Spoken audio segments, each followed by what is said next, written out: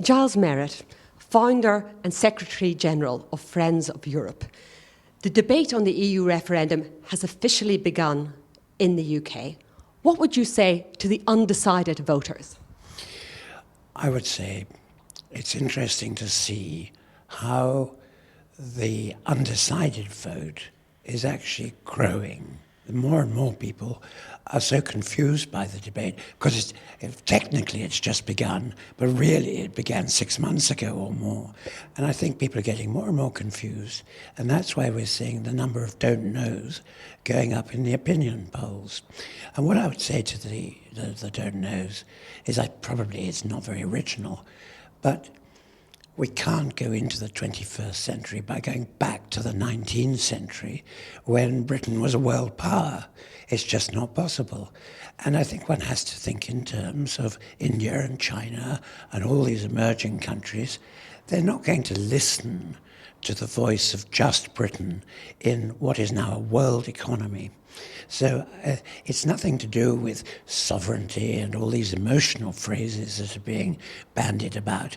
It's to do with realpolitik in the world. How do you make your voice heard on security, on trade, on cultural things, on the governance of the internet, all these extraordinary, complicated things.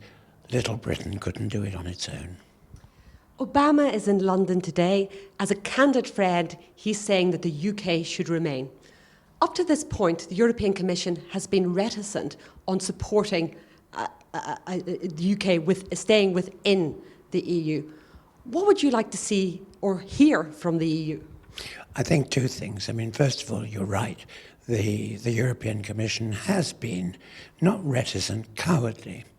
It has been stepping back and saying, oh, we can't get involved in national politics. Well, that's ridiculous, because the EU is 28 national politics. And of course, the European institutions as a whole have a big say in the whole matter, because if Britain goes, then the chaos that will ensue is going to be terribly damaging. We don't know what that chaos would look like, but we do know that at the moment, with the world teetering on the brink of another recession, the last thing we need is more chaos in Europe. Okay.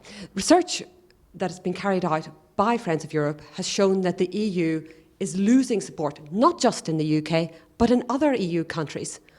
What can we do to see a renewed spirit of hope within the EU? Well, and in fact, that's the second part of the question I was going to answer. That the European Commission and all the bits of the EU, the agencies and so on, really have to learn to communicate, because this declining popularity is based, of course, on things like the refugee crisis and the Eurozone crisis before that Europe is clearly being sort of bombarded by problems. But the fundamental problem is the average person around Europe doesn't know what the European Union does. And I'm afraid the Commission, as the principal institution, is really very bad at communicating. It's good on dossiers and the small print and so on. Well, that's fine, but it doesn't hit the lives of the average European. And they must learn to get their message over in simple, understandable terms. And to do that, I've told them so many times, you need to hire journalists from different countries because there are different cultural communications, and you need to get those journalists to be independently reporting on what's going on and why it matters. And the Commission hasn't done that. They say they can't afford it. Well, they can't afford not to. People want to see real change on the ground. They're not very interested in institutional changes, the finer details of regulations. They want their living standards to improve. What can we do about the economy? What does Friends of Europe think needs to be done? Well, I think we're looking at two problems here.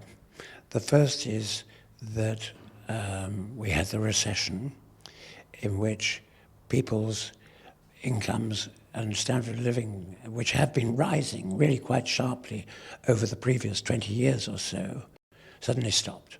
And then we had austerity, where people either found that their living standards were going down, or feared they were going down.